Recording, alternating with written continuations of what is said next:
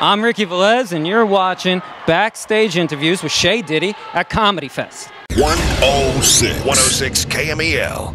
Comedy Fest, your girl Shay Diddy backstage chilling. Ricky Velez just got off the stage. Yes. First time in the Bay. Yes. How was it? I mean, it's a hell of a show for the first one, right? I mean, it's 20,000 people. It's busy. It's crazy. Definitely busy. I had to get out my car and walk here. What? Yeah. Are you kidding me? Yeah, so did Michael Che. We all had to dip our cars. I had to be on time. He said, get your ass out the car and walk. Yep.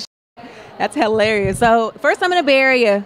What's your initial thoughts of the Bay? Because it's hot as shit right now. Well, I'm staying in like San Jose. Okay. So it just, everything looks like a shopping center. So that's what I know as of now. It is kind of like, you should go shopping when you're out here. You know what I mean?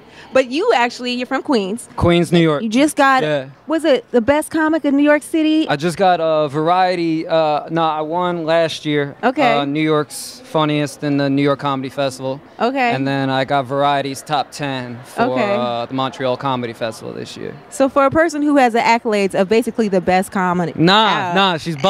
Or one of the best. I'm basically just saying you're definitely the dude to watch right now.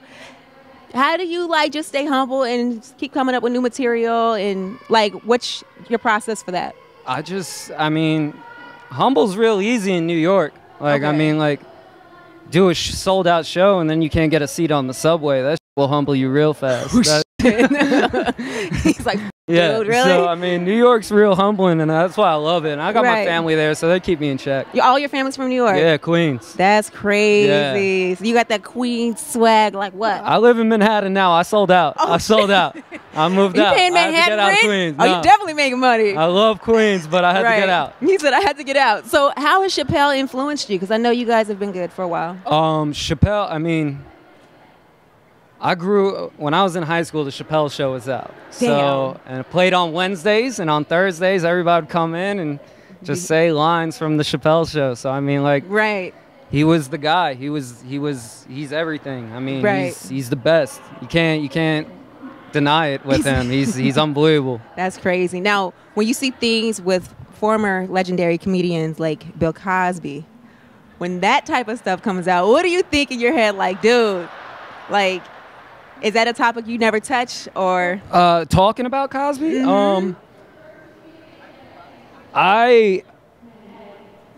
First and foremost, Cosby's an amazing comic. Right. I will say that. You can't take that away from him. His personal life's his personal life, and that's the thing. People always think these celebrities just live the life that they see, and they don't. Right. People have their vices and weird shit they do, and I'm not with it. He's like, it's not cool.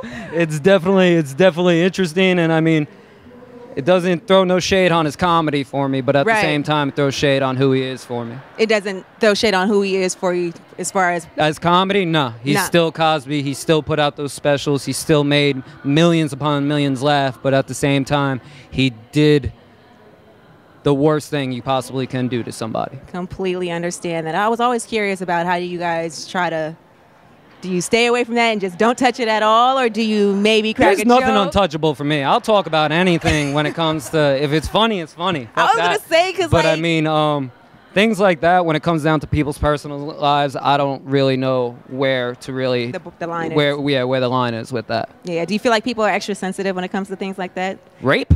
Well, yeah. Well, not rape specifically. Jesus, I mean, not that. People are very sensitive. Yeah, people are sensitive a lot. I mean, you made a joke about the kid who made a clock or something like that. We want to talk about this? We want to talk about this? All right. Yeah. There's a lot of people like to be politically correct, and there's no other way of looking at it. But with things like that, with what I was saying about the kid with the clock is... I think his presentation was wrong. He didn't have a good presentation of his clock. You don't put a clock in a briefcase. That's what I'm saying. That's all he had to make the clock, though. All right. 16. Put it in a brown paper bag next time. Don't put it in a metal suitcase. Would that be any better, though? No, exactly. Thank you. Proving my point.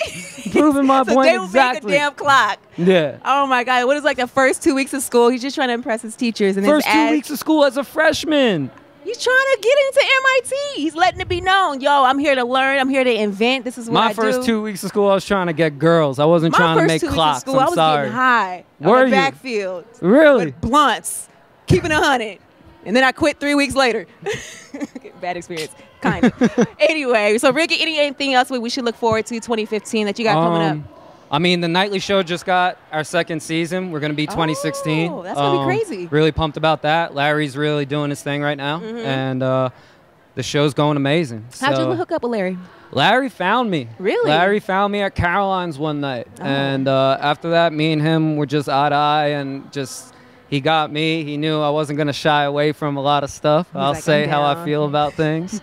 And, yeah, we just work great together. Well, we're definitely happy to have you here. Definitely happy to see 2016. Thank you guys for having me. This was amazing. Yo, the show was incredible, so I can't wait to see you on Comedy Central. And then if you want to follow you and see what you got going on, just see your jokes on social media. It's all Ricky Velez. Really? Just Ricky Velez. I got them all. Too? Yep, I got all of them. Oh, God. There's I only one other Ricky Velez, and he's a soccer player. He's not even good. Oh, I hate you. Backstage Comedy Fest, your girl Shay Diddy and Ricky Velez.